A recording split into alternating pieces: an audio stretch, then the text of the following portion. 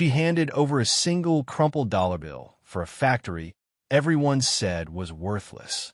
3 weeks later, when they finally broke through the sealed vault in the basement, what they found would turn this struggling single mother's life into a $490 million miracle that rewrote the history of American art itself. Before we dive into this story, make sure to smash subscribe because tomorrow we have an extra special story for you that will blow your mind. The October rain hammered against the bus stop shelter as Claire Dawson counted her change for the third time. 47 cents. Not enough for coffee. Barely enough for anything.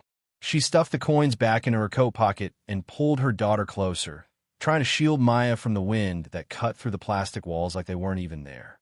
Maya was 6 years old with dark curls that framed a face too serious for someone so young. She didn't complain about the cold or the wait or the fact that they'd been standing here for 20 minutes because the number 9 bus was late again. She just pressed against her mother's side and hummed quietly to herself, a tuneless melody that somehow made everything feel less desperate. Claire worked 2 jobs, mornings at the bakery on 5th Street, starting at 4 a.m. when the city was still dark and empty. Then afternoons cleaning offices downtown, pushing a cart full of supplies through buildings where people made more in an hour than she made in a week. The work left her hands raw and her back aching, but it paid $1,840 a month. Rent was $950. Daycare was $600. Everything else, food, utilities, the medical bills from Maya's ear infection last month, that came from what was left, which was never enough. The bus finally arrived, and they climbed on. Claire swiped her pass, worn thin from use, and they found seats near the back. Maya pressed her face against the window, watching the city slide past. Street lights reflected in puddles. People hurried along sidewalks under umbrellas. The world kept moving, indifferent to their struggle. Claire's reflection stared back at her from the dark window. She was 31, but looked older. The exhaustion showed in the lines around her eyes, in the way her shoulders curved forward like she was perpetually bracing against wind. Her coat was from a thrift store, her shoes held together with superglue. She'd stopped caring about appearances 2 years ago when Maya's father left.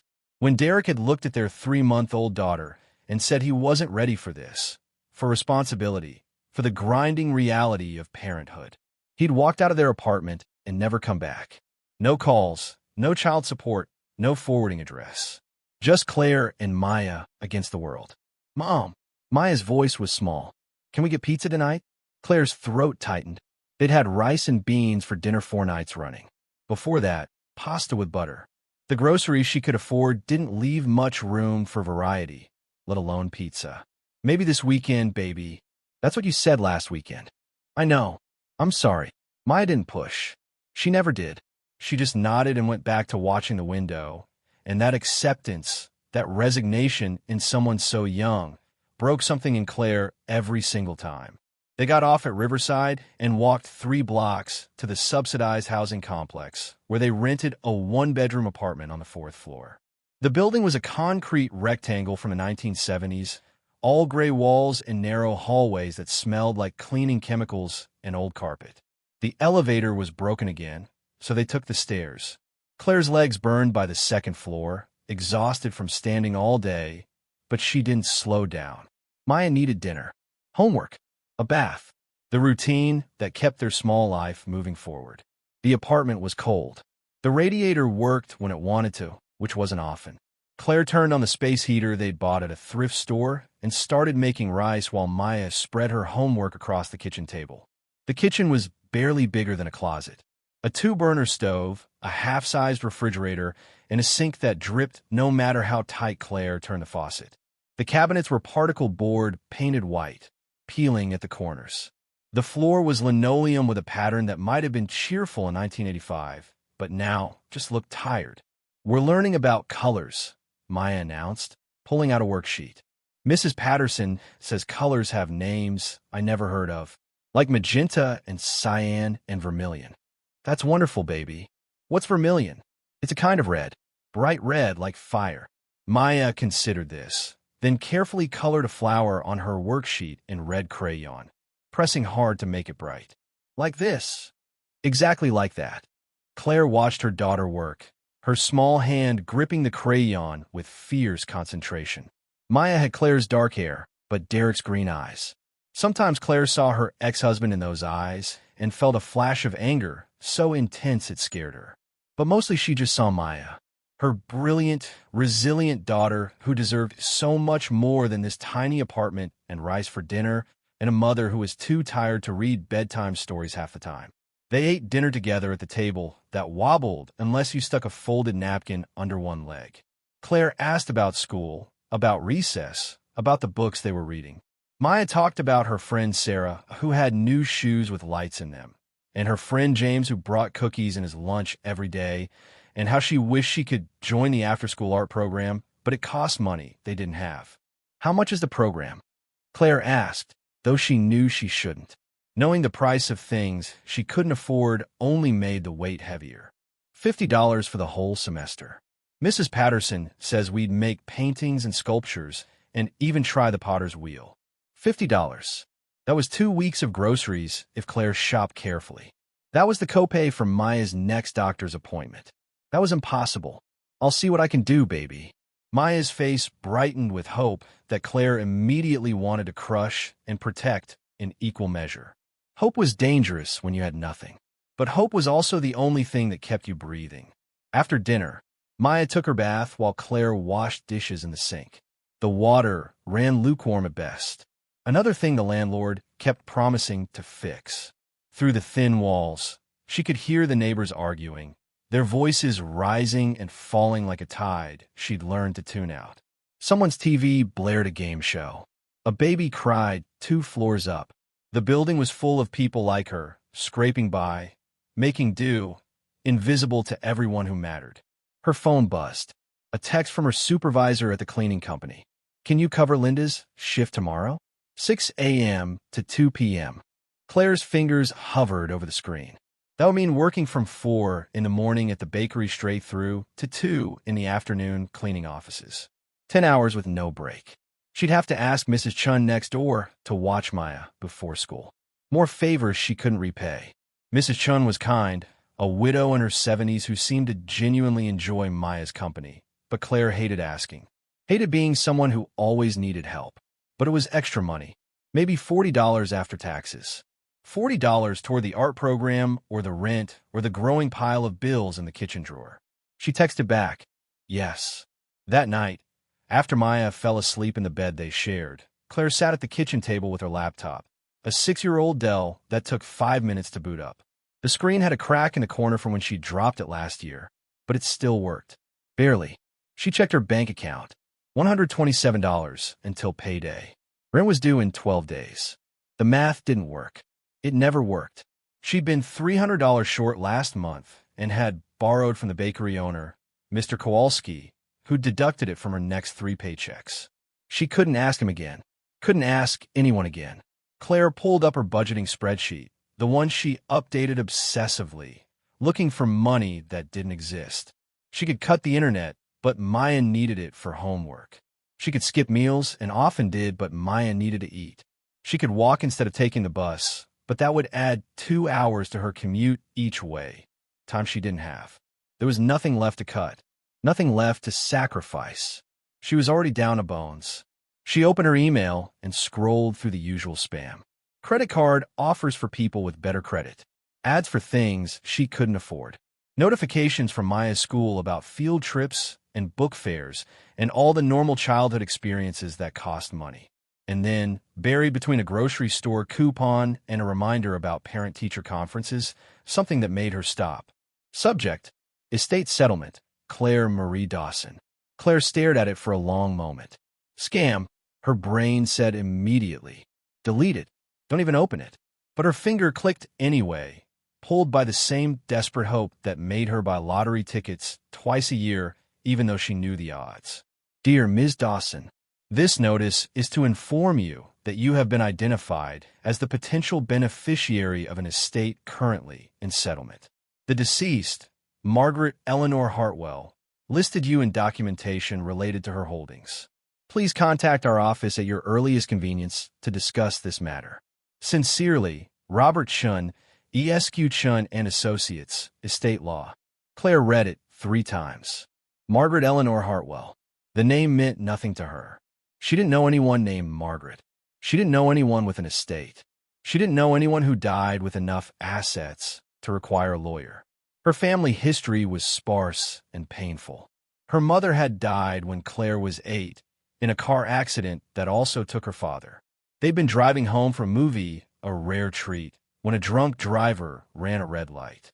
Claire had been at a sleepover, safe, while her parents died on impact. She'd been raised by her grandmother after that, her mother's mother, a stern woman named Dorothy who did her duty but never quite warmed to the role of parent.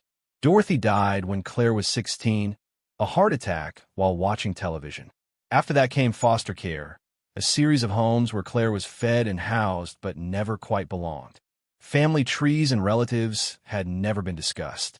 Dorothy didn't talk about the past, about siblings or cousins, or the branches of the family that had broken off and drifted away. Claire had assumed she was alone in the world, that Maya was her only family. But Margaret Eleanor Hartwell, a great aunt, the email said, someone who'd existed and died and apparently thought of Claire in her final days. Claire almost closed the laptop. This had to be a mistake, or a scam designed to steal her information, to prey on desperate people who wanted to believe in windfalls and miracles. She should delete it and forget about it and go to bed because she had to be up in 5 hours. But something stopped her, a small voice in the back of her mind that said, what if? She called the number listed. It was 9:30 at night, too late for business hours, but the email had said to call at her earliest convenience. The phone rang 4 times before a receptionist answered. Chun and Associates. Claire almost hung up. Hi. I received an email about an estate settlement. For Claire Dawson. One moment, please. Classical music played. Claire waited, her heart beating faster than it should. This was stupid. This was a waste of time. She should hang up and go to bed and forget this ever happened. Ms. Dawson, a man's voice, older, professional. Thank you for calling. I'm Robert Chun. I've been trying to reach you for several weeks. I don't understand. I don't know anyone named Margaret Hartwell. That's not uncommon in these situations. Ms. Hartwell was your great aunt on your mother's side. She passed away 6 months ago at the age of 92. Claire's mind raced, trying to connect dots that didn't exist. My mother died when I was 8. I never heard her mention a Margaret. Family estrangements often work that way. Miss Hartwell and your grandmother had a falling out in the 1970s. They didn't speak for over 40 years.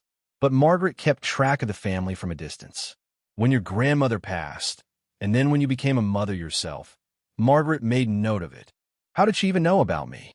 She hired investigators occasionally. Nothing intrusive, just updates. She knew about Maya, about your situation.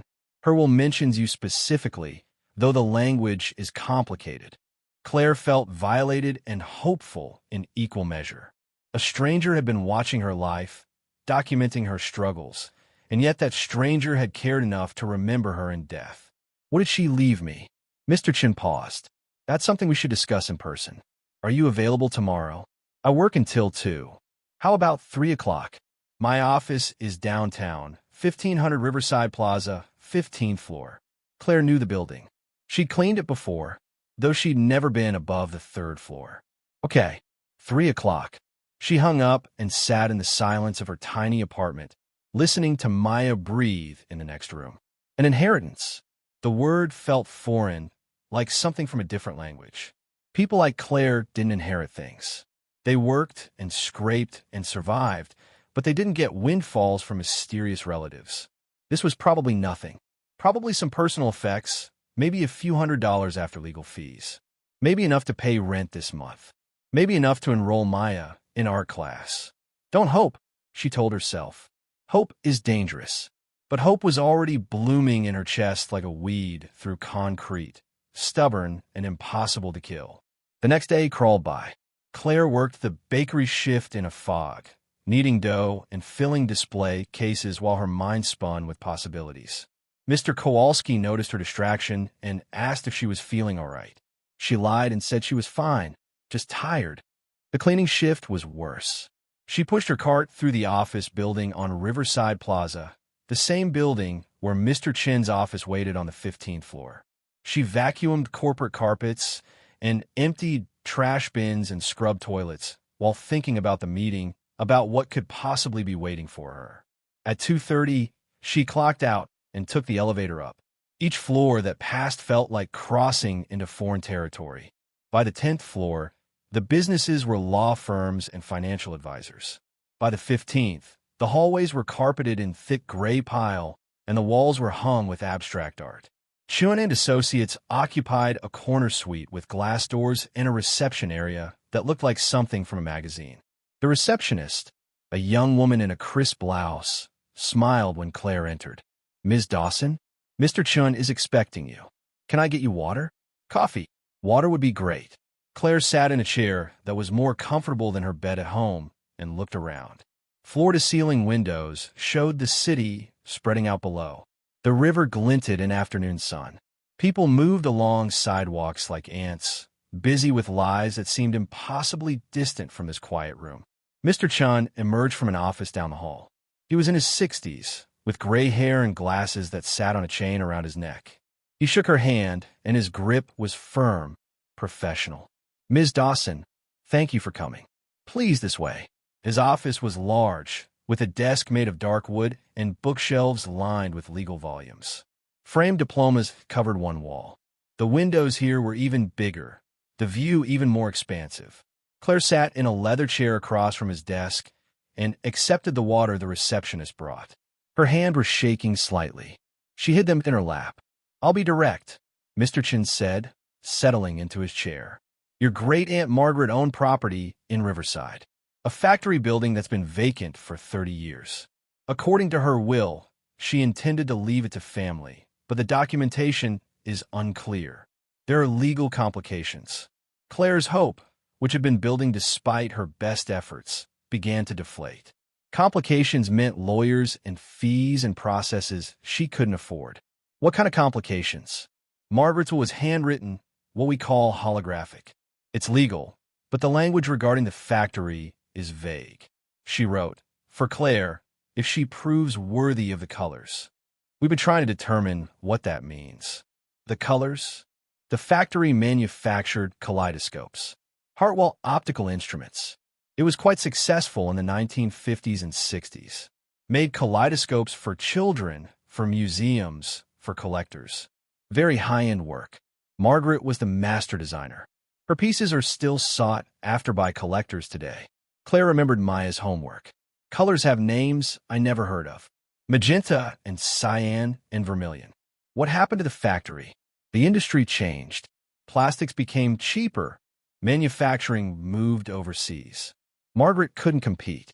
The factory closed in 1994, and the building has been sealed ever since. Margaret paid the property taxes until her death, but now there are 6 months of back taxes owed. The city is preparing to auction the property to recoup those debts. So, I don't inherit anything. Not exactly. As her only living heir, you have the right of first refusal. If you can pay the back taxes before the auction, the property becomes yours.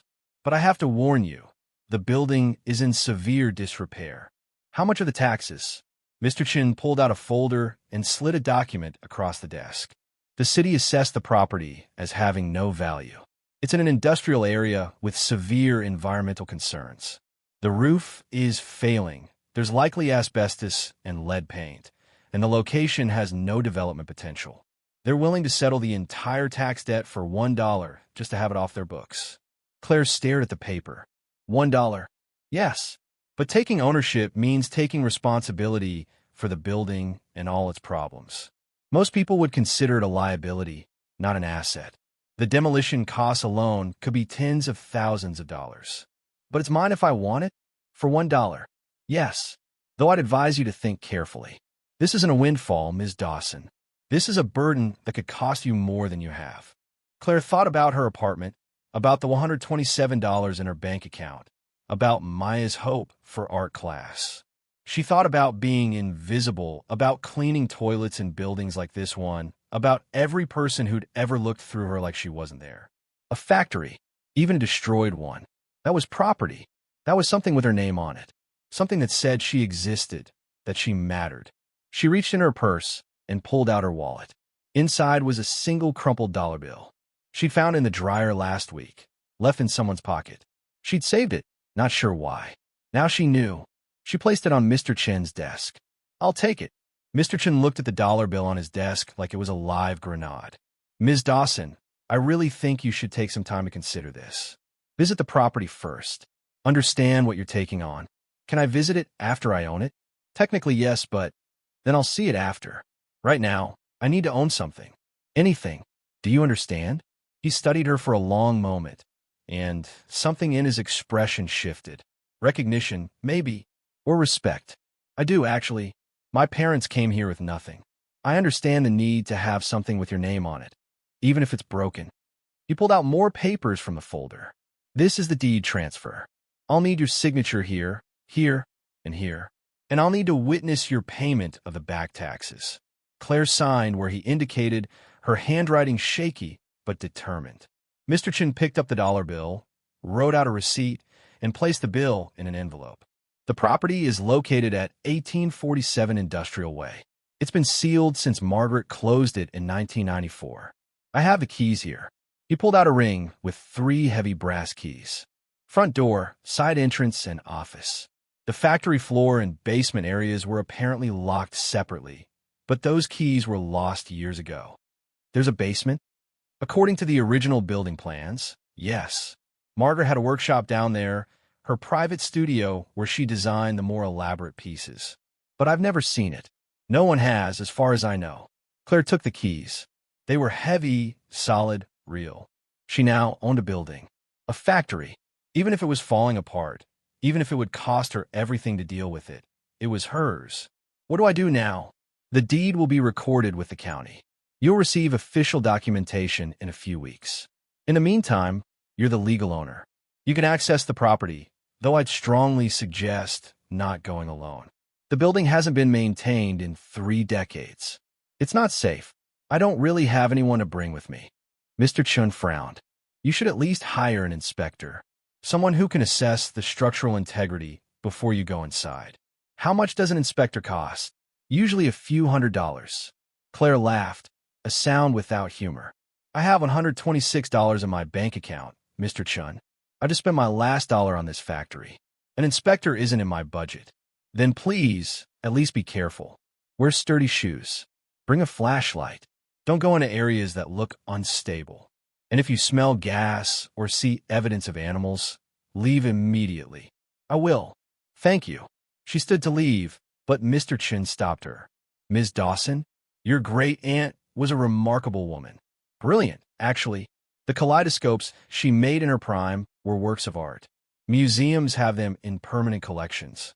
If there's anything of hers left in that building, anything at all from her earlier years, it might be valuable to collectors. Not a fortune, but perhaps enough to offset some of your costs. How would I know what's valuable? I can give you the name of an appraiser who specializes in optical instruments. Tell him I sent you. He might give you a consultation for free, given the connection to Margaret's work." Mr. Chin wrote a name and number on his business card and handed it to her. "And Ms. Dawson, I hope this works out for you." "I really do." Claire left the office building and stood on the sidewalk, keys clutched in her hand. She checked her phone. 3:15. She needed to pick up Maya from Mrs. Chen's by 5:30. That gave her 2 hours. She pulled up the address on her phone's map. 1847 Industrial Way was 3 miles from here, in the old manufacturing district near the river. She could walk it in 40 minutes, see the property, and still make it back in time. The walk took her through parts of the city she rarely saw. Past the renovated downtown with its coffee shops and boutiques. Past the midtown area where she cleaned offices. Into the industrial zone where massive brick buildings sat silent and abandoned, relics of a manufacturing economy that had moved overseas decades ago. The streets here were potholed and empty. Chain-link fences surrounded vacant lots. A few warehouses still showed signs of life, trucks parked outside, but most were sealed with plywood and covered in graffiti. 1847 Industrial Way sat at the end of a dead-end street. The building was 3 stories tall, red brick darkened by decades of pollution and neglect. The windows on the ground floor were covered with rusted metal shutters. The upper windows were intact, but so filthy they looked opaque. The roof sagged in the middle, and several sections of guttering hung loose, creating jagged shadows. A chain-link fence surrounded the property, but the gate hung open, the lock long since broken. Claire stepped through and approached the building. Weeds grew waist-high in what had once been a parking area. Glass from broken bottles glittered in the late afternoon sun. The front door was metal, painted green once, but now mostly rust. Claire tried the first key. It stuck, and she had to force it, but it turned. The lock clicked open with a sound like breaking bones. The door swung inward on hinges that screamed. Beyond was darkness. Claire pulled out her phone and turned on the flashlight. The beam cut through dust that hung in the air like fog. She stepped inside. The entrance opened into a reception area. A desk sat against one wall, its surface covered in yellowed papers and dust thick enough to write in. A coat rack stood in the corner, still holding a jacket that had rotted to rags. The floor was linoleum, cracked and peeling, revealing concrete underneath. To the right, a hallway led deeper into the building. To the left, a door marked office. Straight ahead, double doors with small windows showed what must have been the factory floor. Claire tried the office first. The key turned easily, and the door opened into a small room with a desk, filing cabinets, and a window so dirty it barely let in light. Papers covered every surface, contracts and invoices and order forms from decades ago. A calendar on the wall was frozen at March 1994. She opened one of the filing cabinets. More papers, organized in folders. Accounts receivable. Supplier contracts. Employee records. The mundane documentation of a business that had once thrived. But no kaleidoscopes. Nothing that looked valuable. Claire left the office and approached the double doors to the factory floor. She pushed them open and stepped into a space so large her flashlight beam couldn't reach the far walls. The ceiling soared 30 feet overhead, crisscrossed with metal beams and the remains of industrial lighting. The floor was concrete, stained with oil and chemicals. Workbenches lined the walls, covered in dust and debris. Machinery sat silent and rusting, lathes and grinders and equipment Claire couldn't identify.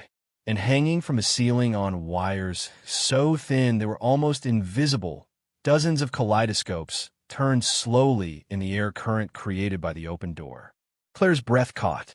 The light from her phone caught the kaleidoscopes, and they threw back colors, fragments of red and blue and green that danced across the walls like captured rainbows. Even covered in 30 years of dust, even in this abandoned space, they were beautiful. She walked among them, careful not to disturb the wires. Each kaleidoscope was different. Some were simple tubes of brass or copper. Others were elaborate, decorated with inlay work and engraving. A few were made of crystal or glass, their surfaces reflecting and refracting light in complex patterns. She reached for one, a brass cylinder about 10 inches long, and carefully lifted it from its wire. The weight surprised her. It was heavier than it looked, solid and well-made. She raised it to her eye and looked through. The world exploded into color. Geometric patterns spun and shifted, symmetrical and endlessly complex. Reds bled into golds, blues shattered into purples, greens merged with yellows in combinations that seemed to vibrate. She turned the kaleidoscope slowly and the patterns changed. Flowers becoming stars, becoming mandalas, becoming something she had no name for. It was the most beautiful thing she'd ever seen. She lowered the kaleidoscope, her eyes stinging with tears she didn't understand. Maya would love this. Maya, who drew pictures in crayon and asked about colors with names she'd never heard, would stare through this tube and see magic. Claire hung the kaleidoscope back on its wire and moved deeper into the factory. More workbenches, more equipment, more evidence of a business that had thrived and died.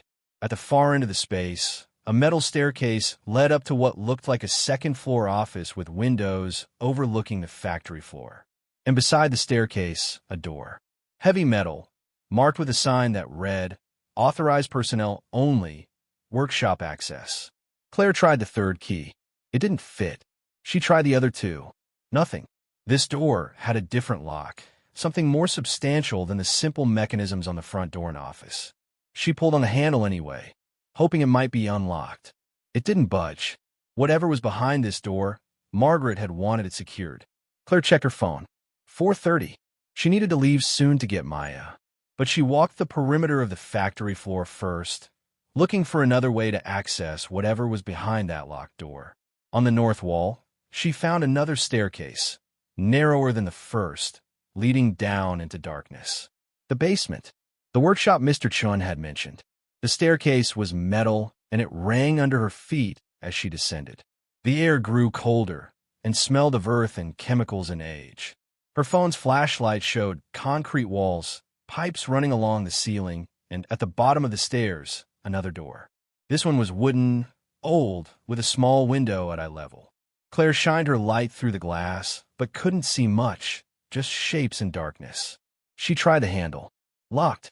But unlike the metal door upstairs, this lock looked old and simple. The kind of thing that might yield to force or the right tool. Claire filed that information away for later.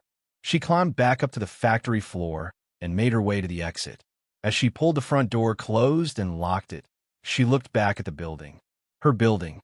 It was falling apart and possibly worthless and probably dangerous, but it was hers. She walked back through the industrial district feeling different. Lighter somehow, despite the weight of responsibility she'd just taken on. For the first time in years, she owned something. She had agency. She had options, even if those options were limited and terrifying. Mrs. Chun answered the door before Claire could knock. Maya was at the kitchen table, drawing a picture of a house with a rainbow overhead. "Mama!" She jumped up and ran to Claire. "Mrs. Chun taught me how to make dumplings. Can we make them at home?" "We'll see, baby." "Did you thank Mrs. Chun?" "Thank you, Mrs. Chun." The older woman smiled. "She's a delight, Claire. Anytime you need help, you just ask. I really appreciate it. I don't know what I'd do without you." They walked home together, Maya chattering about her day, about the dumplings and a book they'd read, and how Mrs. Chin's cat had sat on her lap while she drew. Claire listened and nodded and tried to focus, but her mind kept returning to the factory, to the kaleidoscopes hanging like captured stars, to the locked doors in the basement and the mystery of what Margaret had left behind. That night, after Maya was asleep, Claire sat at her laptop and searched for information about Hartwell Optical Instruments. The results were sparse, but fascinating. Margaret Hartwell had started the company in 1948 when she was 22 years old. She'd studied optics and design at a technical college, unusual for a woman at that time, and had apprenticed with a kaleidoscope maker in New York. Her early pieces were traditional, beautiful, but conventional. But by the mid-1950s, she'd begun experimenting with new designs. Complex mirror systems, unusual materials, pieces that created optical effects no one had seen before. Her kaleidoscopes had been featured in museums. The Smithsonian had acquired 3 pieces in 1962. A private collector in Paris had paid $10,000 for a single elaborate design in 1967, a record at the time. But then something had happened. Claire found a newspaper article from 1972 with the headline, "Local Artisan Abandons Show Circuit." The article was brief. Margaret Hartwell had withdrawn from an exhibition at the Museum of Modern Art, canceling her appearance without explanation. She'd stopped selling to collectors and had focused instead on commercial production, mass-market kaleidoscopes for children. The business had declined after that. By the 1980s, cheap imports had flooded the market. Margaret couldn't compete. The factory closed in 1994, and Margaret had apparently lived quietly until her death 6 months ago. But why had she withdrawn from the art world? Why had someone at the peak of her creative powers, making pieces that museums wanted, turned away from all of that? Claire found a collectors forum discussing Hartwell kaleidoscopes. The posts were from enthusiasts who traded and sold vintage pieces. "Does anyone have info on the late-period Hartwell pieces?" one post asked. "I've heard rumors she made a secret collection in the 70s, her masterworks, but never sold them. Anyone know if that's true?" The responses were skeptical. Urban legend. If she'd made anything significant, it would have surfaced by now. But one response stood out. "My uncle worked at Hartwell Optical in the 80s. He said Margaret kept a private workshop in the basement, wouldn't let anyone down there. He saw her carrying materials sometimes, rare stuff. Check glass, precious metals. Said she was working on something but wouldn't say what. When the factory closed, she sealed the basement. He always wondered what was down there. Claire stared at the screen. A private workshop. Rare materials. Something Margaret had been working on for decades, but never showed anyone. The basement. That locked door. She looked at the business card Mr. Chan had given her. The appraiser's name was David Brennan, with a phone number and an email address. She checked the time. 9:45. Too late to call, but she could email. She wrote carefully, explaining who she was, that she'd inherited Margaret Hartwell's factory, that there might be some of her work still inside. She asked if he'd be willing to take a look to help her understand what, if anything, might be valuable. She hit send before she could second-guess herself. Then she opened a new search and looked up how to pick a lock. The next morning, Claire woke to an email notification. David Brennan had responded at 6 a.m. Ms. Dawson, I'd be honored to help. Margaret Hartwell was one of the greatest Kaleidoscope designers who ever lived. If there's any chance her late work exists, it needs to be documented and preserved. I can meet you at the factory tomorrow afternoon, if that works. No charge for the initial consultation. This is about history, not money. Claire read it twice, her heart pounding. Tomorrow afternoon. She'd have to call in sick to the cleaning job, lose a day's pay, but this felt important. This felt like it might actually lead somewhere. She responded, tomorrow at 2 p.m. works. Thank you so much. She spent the day at the bakery in a fog of anticipation and anxiety. Mr. Kowalski noticed again. You're distracted, Claire. Everything okay? I inherited a building. I'm trying to figure out what to do with it. His eyebrows rose. A building? That's wonderful. What kind of building? An old factory. It's in pretty bad shape. Still, property is property. My father always said land and buildings, that's real wealth. Everything else is just paper. Claire smiled, though she wasn't sure she agreed. Her factory felt more like a burden than wealth. But it was her burden which somehow made all the difference. That evening, she told Maya about the factory. They were eating dinner, pasta again, when Claire said, I need to tell you something, baby. Remember how I had that meeting yesterday? Maya looked up, her fork paused halfway to her mouth. The secret one? It wasn't really secret, just private. But I found out that my great-aunt, a woman I never met, left me something when she died. What did she leave you? A factory, a building where they used to make kaleidoscopes. Maya's eyes went wide. Kaleidoscopes? Like the ones in my science book? Exactly like those. Your great-great-aunt Margaret was a famous kaleidoscope maker a long time ago. And now the building belongs to us. Can I see it? Claire hesitated. The factory wasn't safe for a 6-year-old. But she also knew Maya would ask, and ask until Claire gave in. Maybe this weekend. We'll go together, and you can see the outside. But you have to promise to stay close to me and do exactly what I say. I promise. Mom, this is so cool. Can I tell Sarah? Not yet, baby. Let's keep it our secret for a little while. Just until I figure out what we're going to do with it. Okay.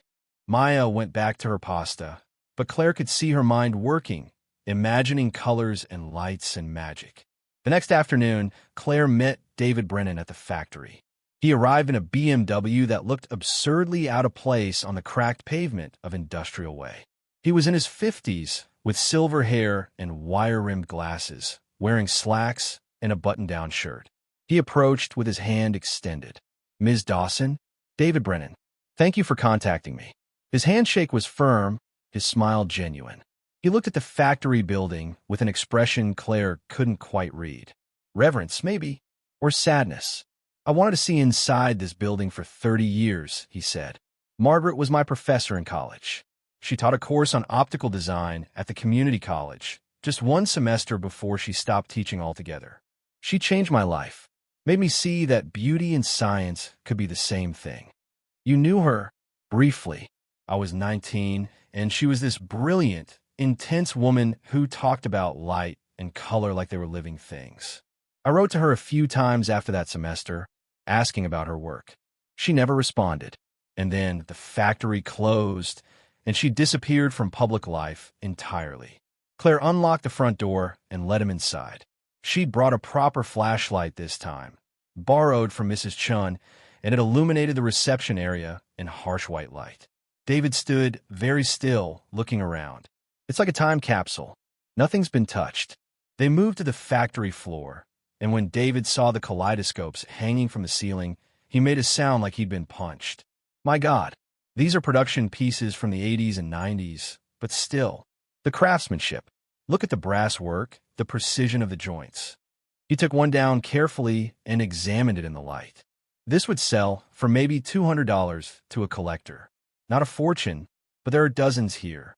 You might have $10,000 worth of inventory just hanging in this room. $10,000. Claire's mind spun.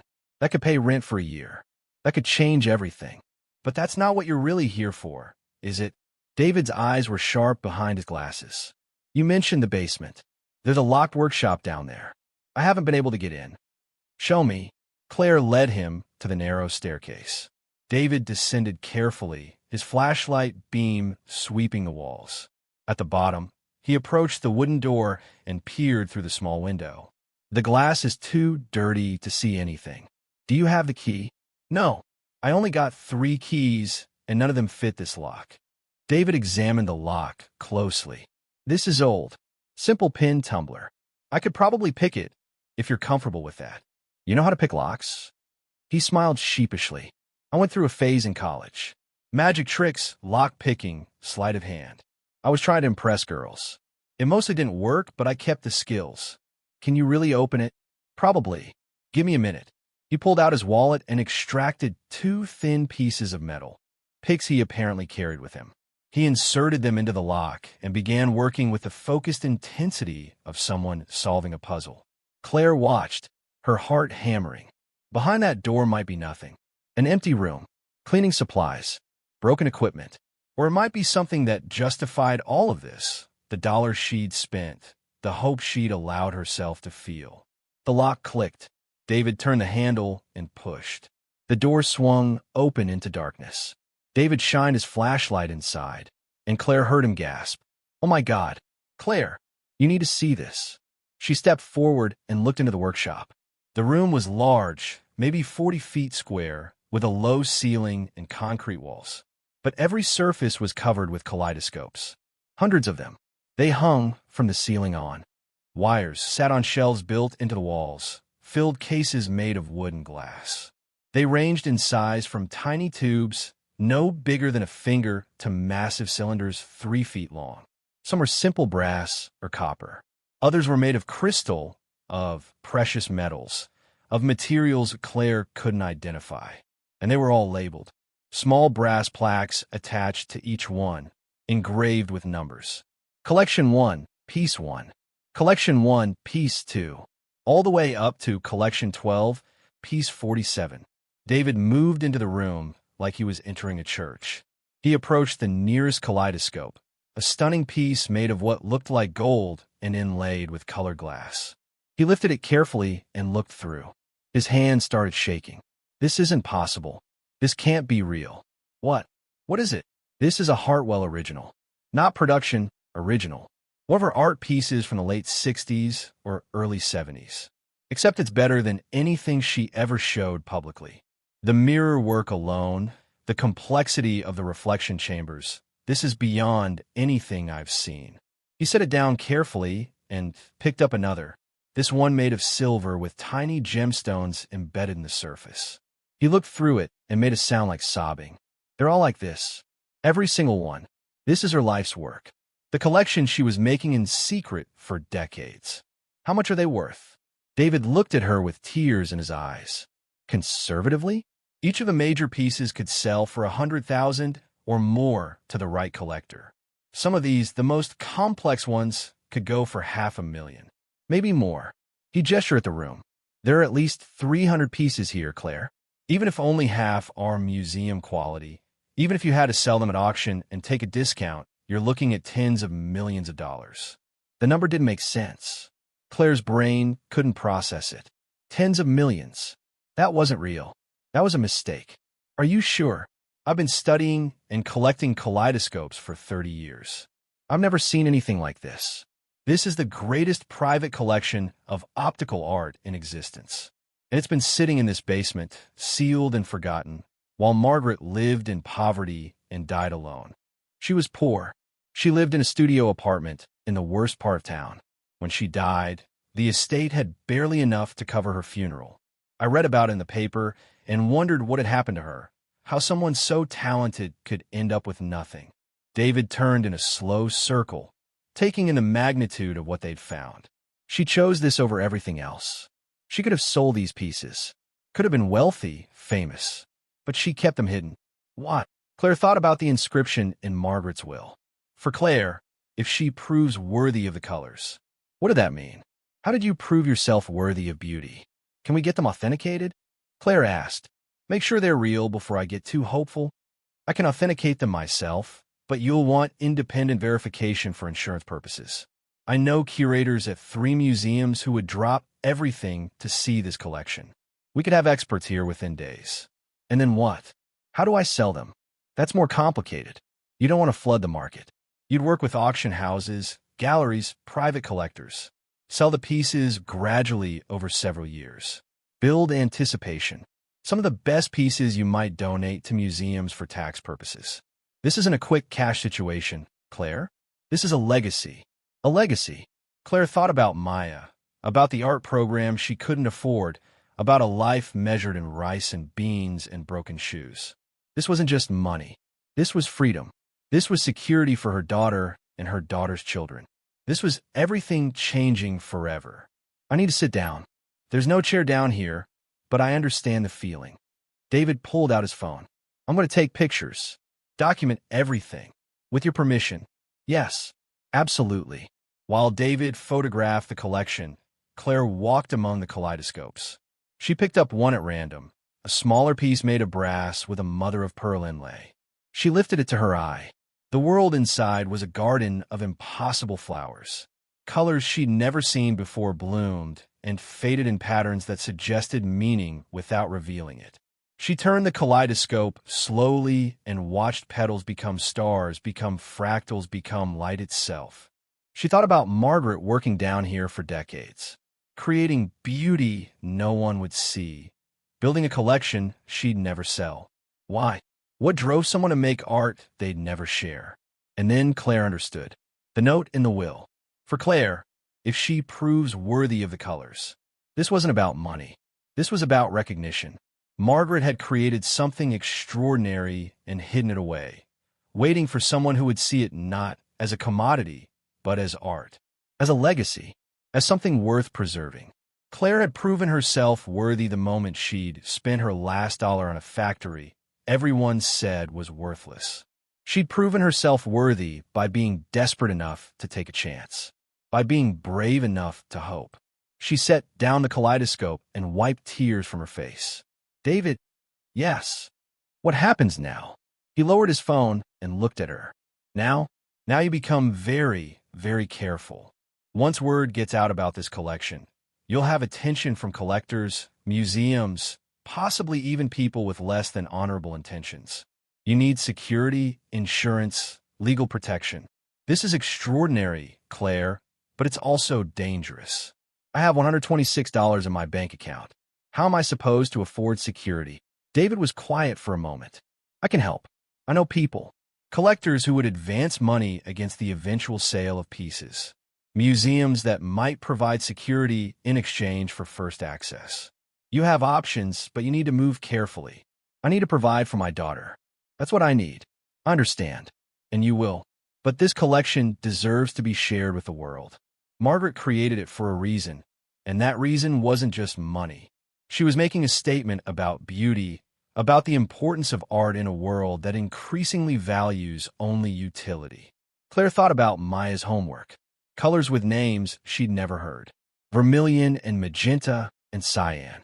Her daughter was growing up in a world that measured worth in dollars and grades and productivity.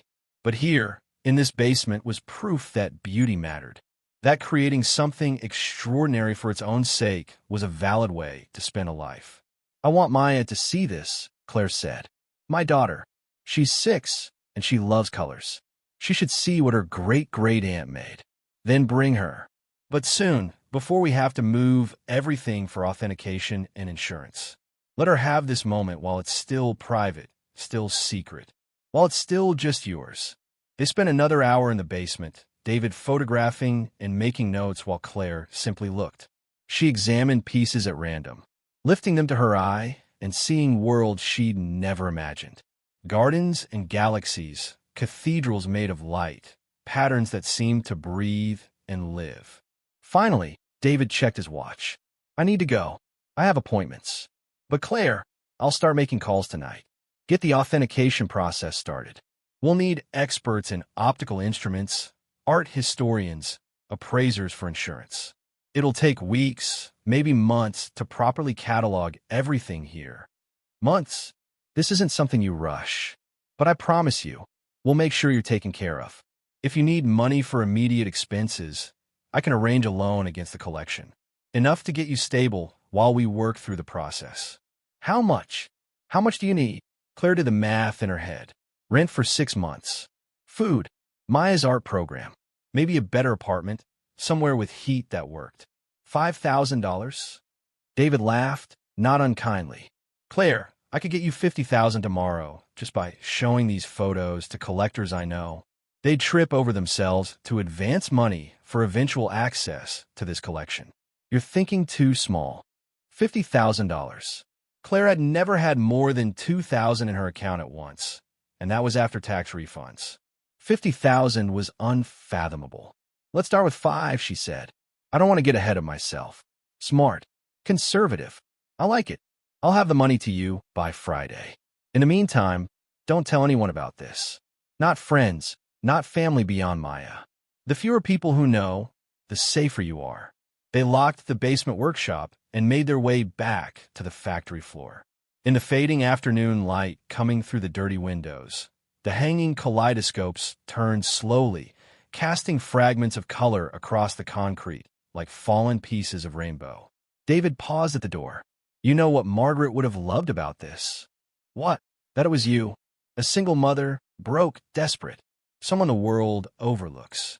She spent her whole life being dismissed by men who thought women couldn't understand optics, who thought her work was decorative rather than important.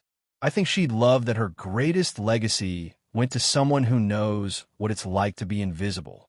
After he left, Claire stood alone in the factory.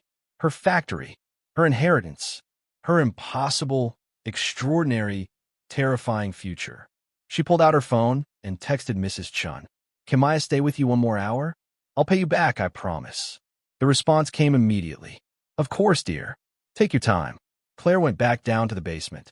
She stood in the workshop surrounded by hundreds of kaleidoscopes and allowed herself to cry. Not sad tears. Not happy ones either. Something else. Relief, maybe. Or release. The acknowledgement that for the first time in her adult life, she might actually be okay.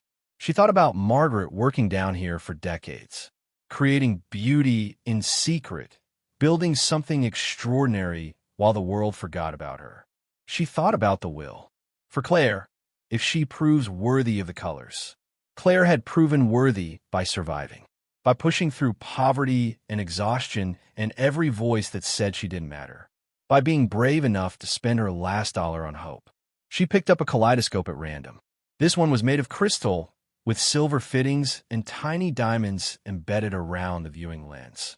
She raised it to her eye and turned it slowly, watching patterns shift and merge and transform.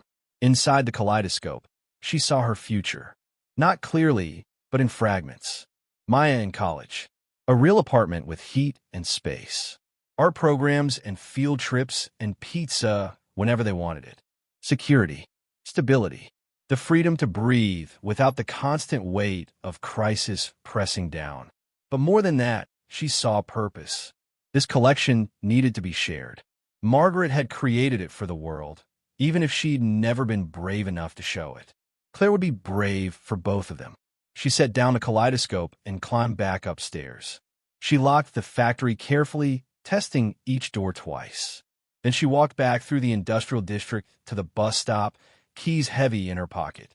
On the bus ride home, she looked at her reflection in the dark window. She was still Claire Dawson, 31 years old, exhausted, broke. But she was also the inheritor of something extraordinary, the keeper of Margaret's legacy, the woman who'd bet everything on a factory and won. When she picked up Maya from Mrs. Chen's apartment, her daughter ran to her with a drawing. "Look what I made. It's the Kaleidoscope factory. Mrs. Chen told me they make rainbows inside tubes." Claire studied the picture. Maya had drawn a gray building with rainbows streaming out of every window. Impossible and perfect. "That's exactly right, baby. Want to know a secret?" "What?" "We're going to see the factory this weekend. Just you and me. And I'm going to show you something magical." Maya's face lit up brighter than any kaleidoscope. "Really?" "Promise." "Promise." That night, after Maya was asleep, Claire sat at her kitchen table with her laptop and searched for Margaret Hartwell one more time. She found an interview from 1965, shortly after the Smithsonian had acquired Margaret's pieces. The interviewer had asked, "What drives you to create such elaborate pieces? Kaleidoscopes that most people think of as children's toys." Margaret's response was brief but profound. "Beauty isn't frivolous. It's essential. In a world that often feels chaotic and cruel, creating order and beauty is an act of defiance. When someone looks through one of my kaleidoscopes, they see that chaos can be transformed into something meaningful. That's not a toy. That's a way of seeing the world." Claire read those words 3 times. Creating order and beauty as an act of defiance. That's what Margaret had been doing in that basement for decades. And now it was Claire's turn. Her job wasn't just to sell the collection. It was to make sure people understood what Margaret had been trying to say. That beauty mattered. That art mattered. That the overlooked and forgotten could create things that lasted long after they were gone. Claire closed her laptop and went to bed beside Maya, her daughter's small hand curled around hers. Tomorrow she'd call the museum curators David knew. She'd start the authentication process. She'd begin the long work of bringing Margaret's collection into the world. But tonight, she let herself rest. Let herself believe that maybe, finally, after years of barely surviving, she was allowed to do more than just exist. She was allowed to thrive. The phone call came at 7:30 Friday morning. Claire was already awake, had been for hours, lying in bed watching the ceiling and thinking about kaleidoscopes and millions of dollars and whether any of this was actually real. The number was unfamiliar, but she answered anyway. "Hello, Ms. Dawson? This is Patricia Moore from the Riverside Museum of Art. David Brennan gave me your number. I hope I'm not calling too early." Claire sat up, careful not to wake Maya. "No, it's fine. I'm up. David sent me photographs of what you found. I need to be honest with you, Ms. Dawson. I've been a curator for 23 years, and I've never seen anything like this. If these pieces are authentic, and I have every reason to believe they are, you have one of the most significant private art collections discovered in decades." Claire's heart hammered. David said the same thing. "I'd like to bring a team to examine the collection. We'll need to authenticate the pieces, document them properly, establish provenance. This is a complex process, but it's essential if you want to eventually sell or donate any of the work." "How long does authentication take?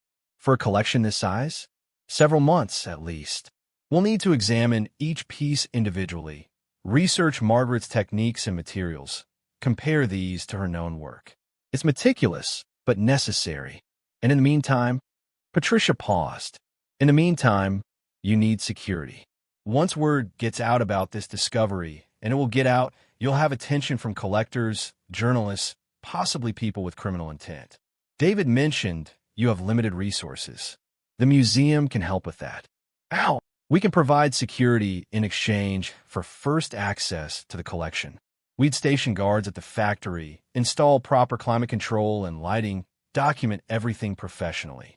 In return, we'd get to mount the first major exhibition of Margaret's work." "You want to do an exhibition?" Ms. Dawson, Margaret Hartwell, was a pioneer in optical art. She was creating work in the 1960s that was decades ahead of its time. And then she vanished from the art world, and no one knew why. This collection answers that question. She didn't stop creating. She just stopped showing anyone what she made. That's an extraordinary story, and the world deserves to know it. Claire thought about Margaret working alone in that basement for 30 years. creating beauty no one would see. She thought about the will's inscription. If she proves worthy of the colors, what would this exhibition involve? We'd select pieces that represent the scope and evolution of her work, display them in a way that honors her vision. We'd include historical context, explain her techniques, show the public why this matters. And Ms. Dawson, an exhibition like this would significantly increase the value of the collection. Pieces that have been publicly displayed and written about sell for considerably more than pieces that haven't. How much more? 30 to 40%, typically. Sometimes more, depending on critical reception and public interest. Claire did the math. If David's estimates were right, if the collection was worth tens of millions, a 40% increase meant millions more. Millions that could change everything for Maya, could secure her daughter's future in ways Claire had never imagined possible. Okay, yes, let's do it. Excellent. I can have a team there Monday morning. We'll need access to the factory and the workshop. David mentioned the building itself is in poor condition. We'll address that too. Can't preserve art in a structure that's falling apart. After they hung up, Claire sat on the edge of the bed, shaking. This was happening. This was actually real. In 4 days, her factory would be swarming with museum professionals, with security guards, with people who saw value in what she'd found. She looked at Maya, still asleep, curled around her stuffed elephant. Her daughter didn't know yet how completely their lives were about to change. She didn't know that the art program she wanted would soon be the least of what they could afford. That pizza would stop being a luxury and become ordinary. That Claire would never again have to choose between paying rent and buying groceries. But Maya would know soon enough. And Claire needed to prepare her, needed to help her understand that wealth brought responsibilities as well as freedom. The weekend passed in a blur of preparation. Claire called in sick to both jobs, claiming a family emergency. It wasn't entirely a lie. This felt like an emergency, a crisis of hope and possibility that demanded her full attention. Saturday, she took Maya to see the factory. They rode the bus to Industrial Way, and when they turned the corner and the building came into view, Maya gasped. "It's huge, Mom. Is that really ours?" "It really is, baby. Your great-great-Aunt Margaret built this place. She made beautiful things here." They stood outside the chain-link fence, looking at the 3-story brick structure. In the morning light, it looked less ominous than it had on Claire's first visit. Still damaged, still clearly abandoned, but also solid. Permanent. Real. "Can we go inside?" Claire hesitated. She'd promised to show Maya the kaleidoscopes, but she wasn't sure a 6-year-old should see the full scope of what they'd found. The basement workshop felt sacred somehow, like something that needed to be approached with reverence and understanding. But Maya was looking at her with those bright green eyes, full of hope and excitement, and Claire couldn't say no. "Just for a little while, and you have to stay right next to me. Promise." "I promise."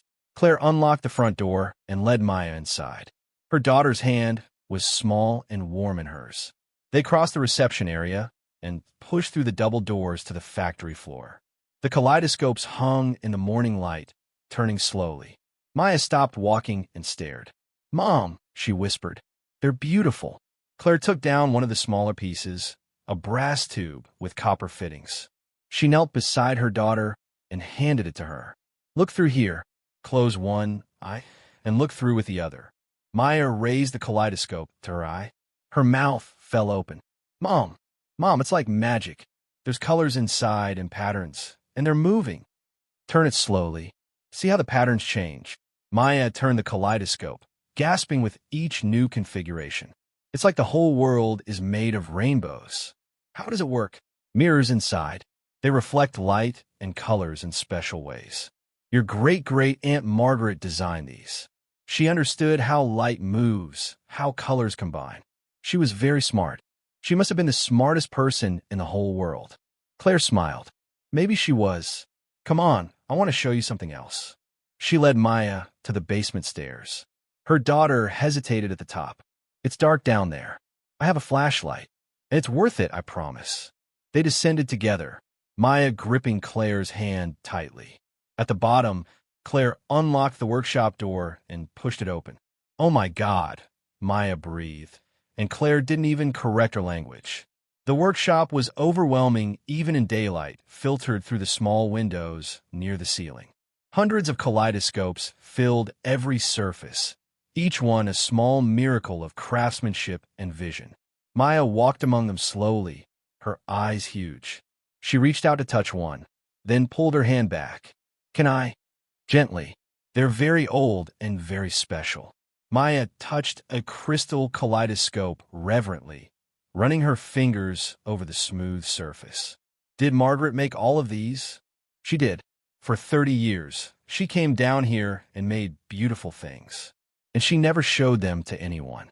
We're the first people to see them in all that time." Why didn't she show people? Claire had been wondering the same thing. I think maybe she was scared.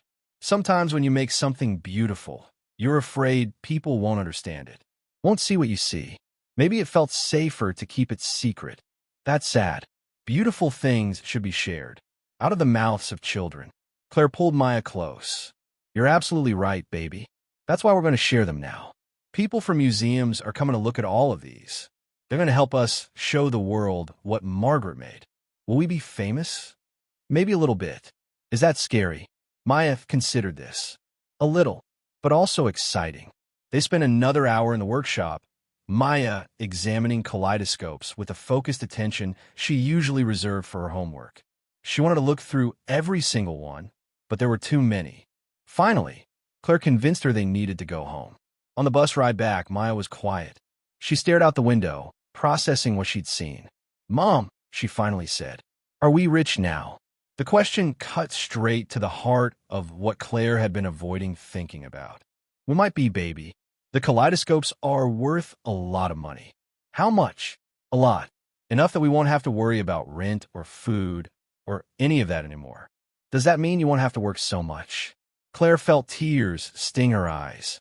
Of all the things Maya could have asked for, new toys or a bigger apartment or trips to Disneyland, she'd asked for her mother to work less, to be home more, to be less tired. "Yeah, baby. It means I can work less. It means I can be home when you get out of school. It means we can have dinner together every night." Maya leaned against her. "Good. I miss you when you're working. I miss you too." That night, Claire lay awake planning. She needed to quit her jobs, but not yet. Not until the museum's assessment was complete, until she had a clearer picture of what the collection was actually worth. David had promised to get her $5,000 by today, but Friday had come and gone without any word. She was about to text him when her phone buzzed. A notification from her bank. Deposit, $5,000. New balance, $5,126.47. Claire stared at the screen. $5,000. More money than she'd ever had at once. She could pay rent for 6 months. Could enroll Maya in the art program. Could buy groceries without checking prices. Could breathe without the constant pressure of crisis. She wanted to cry or scream or laugh. Instead, she just sat there, watching the numbers on her screen, letting reality sink in slowly. A text came through from David. "First installment. More to come as we progress. Sleep well, Claire. You've earned this." She did sleep well for the first time in years. Deep and dreamless, without the usual anxiety dreams about eviction or hunger or failing Maya in some fundamental way. Monday morning, the museum team arrived at 8 a.m. sharp. Claire met them at the factory, having dropped Maya at school with a promise to pick her up on time for once. Patricia Moore was younger than Claire expected, maybe 40, with short gray hair and an intensity that suggested she approached art the way generals approached war. She brought 5 people with her, 2 curators, a conservator, a photographer, and a security specialist. "Ms. Dawson," Patricia shook her hand firmly.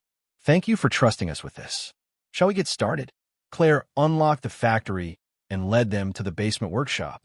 The team's reaction was everything David's had been and more. The curators made sounds of disbelief. The conservator immediately began taking notes about temperature and humidity. The photographer started setting up lights. Patricia stood in the center of the room, turning slowly. "This is extraordinary. Absolutely extraordinary. Some of these pieces, I recognize her technique from her earlier work. But others, these complex ones, this is something entirely new." She approached a massive kaleidoscope, nearly 3 feet long, made of what looked like platinum and set with gemstones. "May I?" "Of course." Patricia lifted it carefully and looked through. Claire watched her face transform. Shock first, then wonder, then something like tears. The optical complexity here is beyond anything I've studied. The mirror chambers must be incredibly intricate to create these patterns. This isn't just craft. This is genius. Over the next week, the team worked methodically through the collection. They photographed each piece from multiple angles. They measured and weighed and documented materials. They researched Margaret's life, tracking down old colleagues and customers, building a timeline of her work and evolution. Claire visited every day after picking up Maya from school. Her daughter was fascinated by the process, asking questions that the curators answered with surprising patience. Maya had opinions about which kaleidoscopes were prettiest, which ones had the best colors. The team started consulting her, half joking that a 6-year-old's perspective was valuable when thinking about public engagement. During the second week, Patricia pulled Claire aside. "We need to talk about numbers. We've authenticated 150 pieces so far. Conservative auction estimates put the value at between $80 and $90 million. And we haven't even gotten to the most complex pieces yet. $90 million. The number was so large it lost meaning. Claire couldn't conceptualize that much money. It was abstract, theoretical. How much would I actually see from that? After auction fees, taxes, it varies. But you should expect to net at least $50 million, probably more. $50 million. Enough to never work again. Enough to give Maya every opportunity. Enough to change not just their lives, but the lives of everyone they touched. Patricia, I need to ask you something. What happens to the collection after I sell it? Does it just disappear into private hands? Some pieces will, yes. But we're hoping you'll consider donating significant pieces to museums. There are substantial tax benefits, and it ensures Margaret's work is preserved and accessible to the public. Claire thought about Margaret working in secret for 30 years, about beauty as an act of defiance, about her daughter saying beautiful things should be shared. What if I donated half, kept half to sell privately? Patricia's eyes widened. That would be extraordinarily generous. Museums across the country would want pieces. We could create a traveling exhibition, share her work with millions of people. Then that's what I want to do. Half for Maya's future, half for the world. Ms. Dawson, that's a remarkable decision. My daughter's the one who said beautiful things should be shared. I'm just listening to her. The authentication process took 3 months. During that time, Claire's life transformed in ways both obvious and subtle. She quit both jobs, though she gave notice and trained her replacements. Mr. Kowalski at the bakery hugged her and told her he was proud. The cleaning company supervisor seemed unsurprised, like she'd always known Claire was destined for something else. With David's continued financial support, Claire and Maya moved into a better apartment. Nothing extravagant, just a 2-bedroom in a safe neighborhood with heat that worked and windows that locked. Maya got her own room, which she immediately painted purple with Claire's help. They hung some of Maya's drawings on the walls and bought her a Rayal bed, not a hand-me-down, with a comforter covered in stars. Claire enrolled Maya in the art program at school, signed her up for swimming lessons, took her to movies and museums and the zoo. All the normal childhood experiences that had been impossible before. But she was careful too. She didn't buy a car, didn't move into a mansion, didn't do anything that would attract attention before the official announcement of the collection. Patricia had warned her that premature publicity could complicate the authentication and appraisal process. So Claire lived quietly. She spent her days at the factory, watching the museum team work. She learned about kaleidoscope construction, about mirror angles and reflection chambers. She learned about Margaret's life, piecing together the story of the brilliant, difficult woman who'd chosen art over everything else.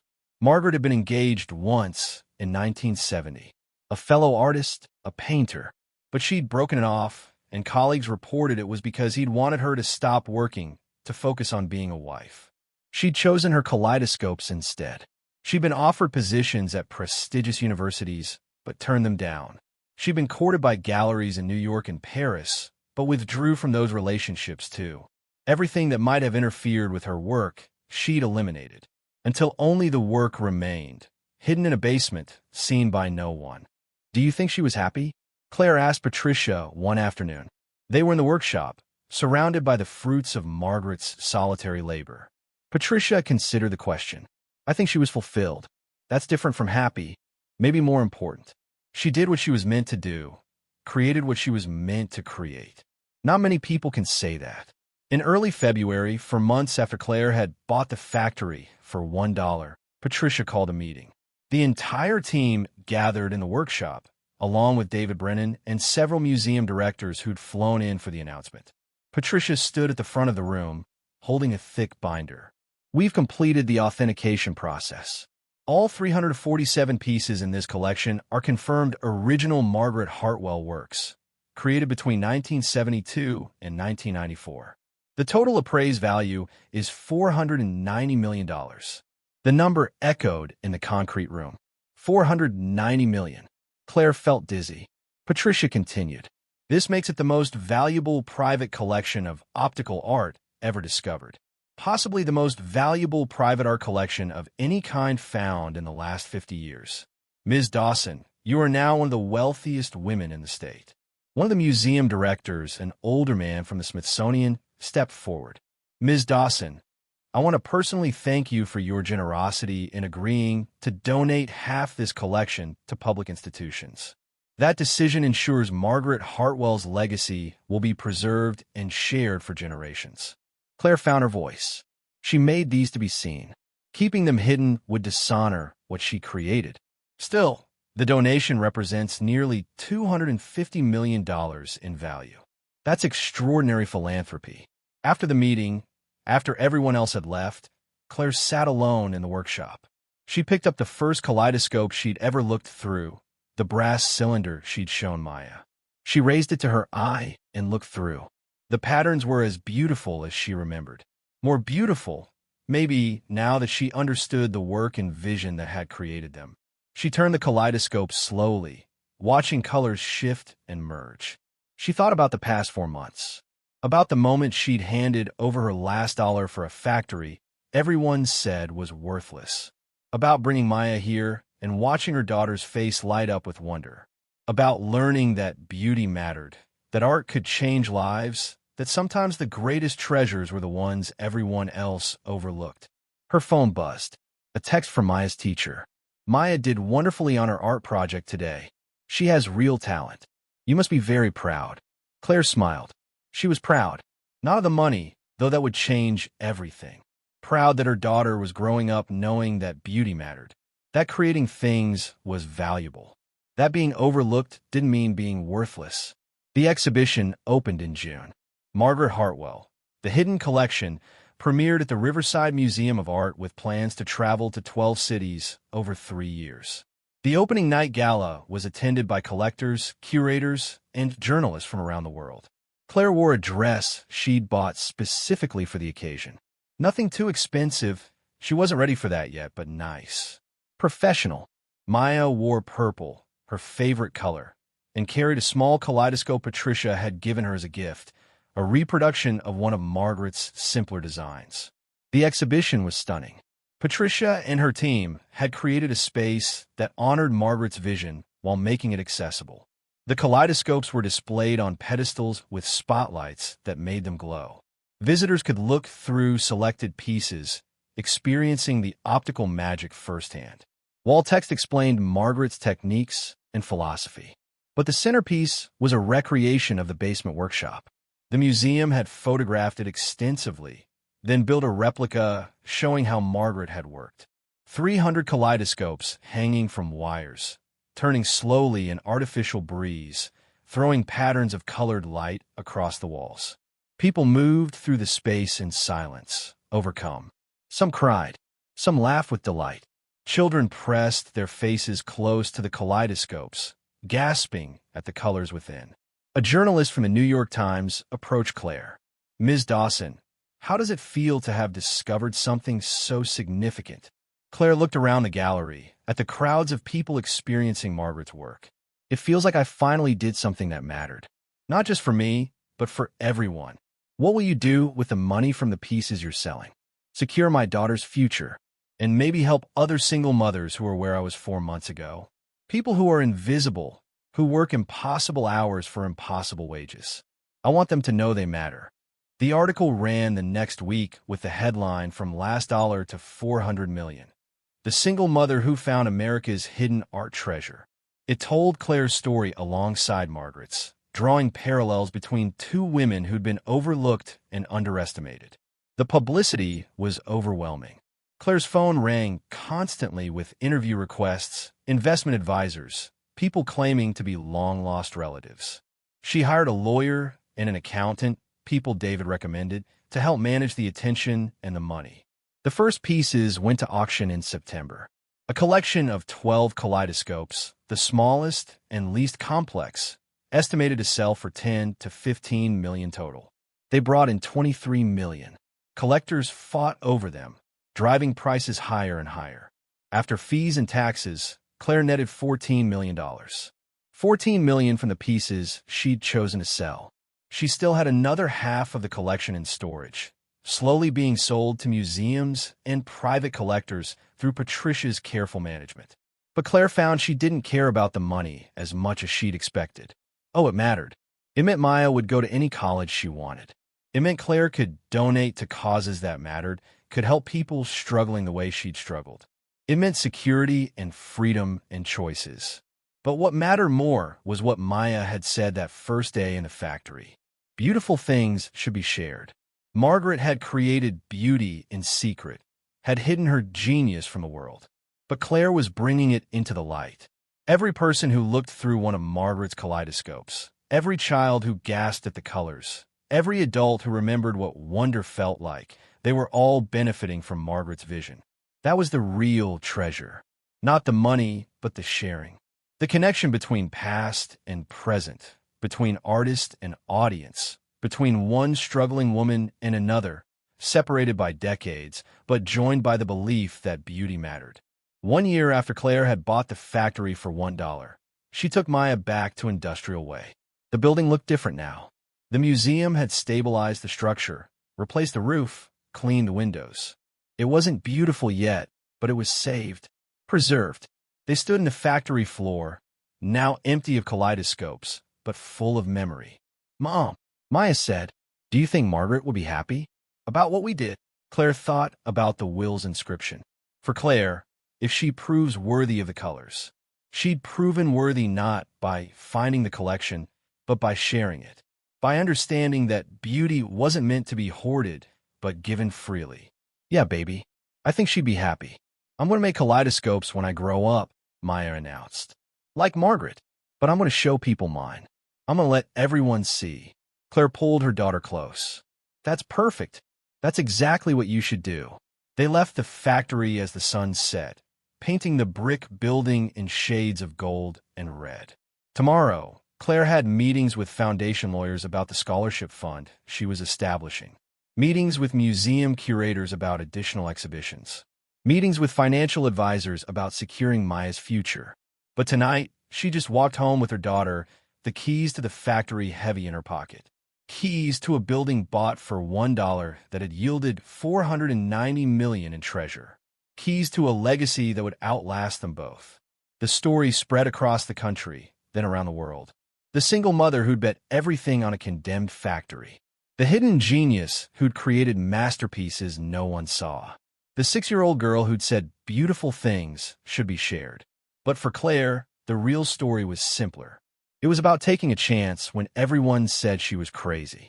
About believing she deserved something more than survival. About finding treasure in the overlooked and abandoned. It was about colors with names she'd never heard. Vermilion and magenta and cyan. About light refracted through mirrors into patterns of impossible beauty.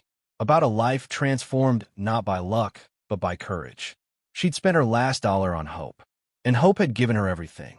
2 years later, the Margaret Hartwell Foundation awarded its first scholarships. 50 single mothers received full funding for college, along with stipends for childcare and living expenses. The recipients were chosen not for grades or test scores, but for resilience, for the ability to keep going when everything said stop. At the award ceremony, Claire stood at a podium and looked out at 50 women who reminded her of herself. Exhausted, determined, invisible to a world that didn't value their struggle. 2 years ago, she said, I had $126 in my bank account and a daughter who deserved better than I could give her. I bought a factory for $1 because it was all I had. Everyone said I was crazy, and maybe I was. But sometimes crazy is just another word for brave. The women laughed, a sound like recognition. The treasure I found wasn't just in that factory. It was in refusing to accept that my life had to be small. It was in believing that I deserved more, that my daughter deserved more, that beauty and hope and possibility weren't just for other people. She paused, looking at their faces. You deserve more too. These scholarships aren't charity. They're recognition. Recognition that your work matters, that your struggle makes you strong, that being a single mother doesn't make you less than anyone else. It makes you a warrior. The applause was thunderous. Maya, now 8 years old and sitting in the front row, beamed with pride. After the ceremony, one of the recipients approached Claire.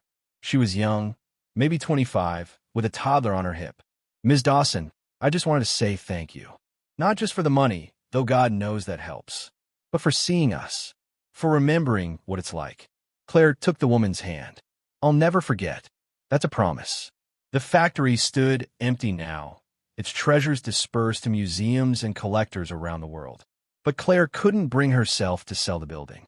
Instead, she'd had it renovated into an art center, a place where children from low-income families could take classes in painting, sculpture, and yes, kaleidoscope making.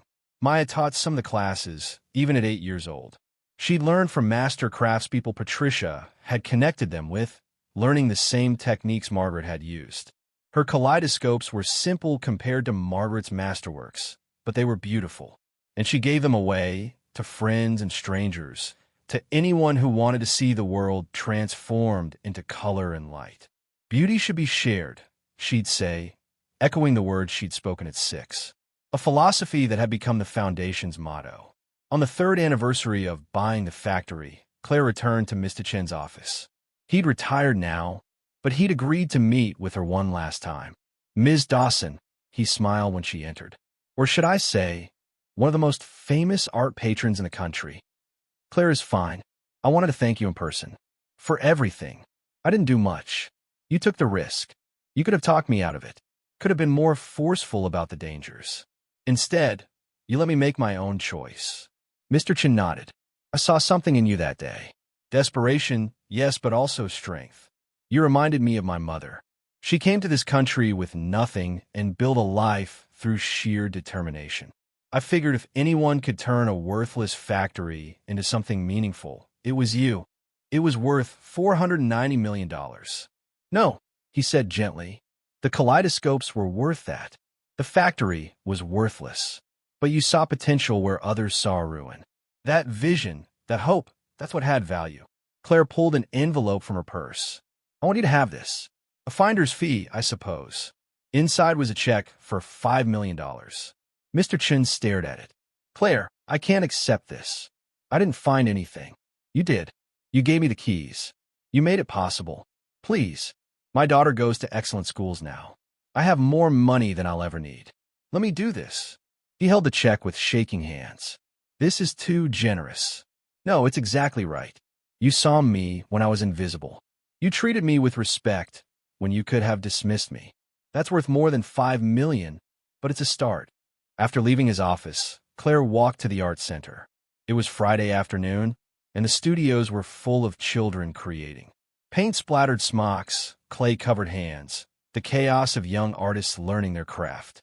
She found Maya in the Kaleidoscope workshop, teaching 3 other children how to arrange mirror chambers. At 8, her daughter was confident in a way Claire had never been, comfortable in her own skin, certain that she mattered. Mom, Maya waved. Come see what Jessica made. Claire examined the kaleidoscope the shy 7-year-old held up. Simple tube, basic mirrors, but when Claire looked through it, she saw beauty. Imperfect but earnest. The kind of thing Margaret would have appreciated. It's wonderful, Claire said. Are you going to keep it or share it? Jessica thought for a moment. Share it.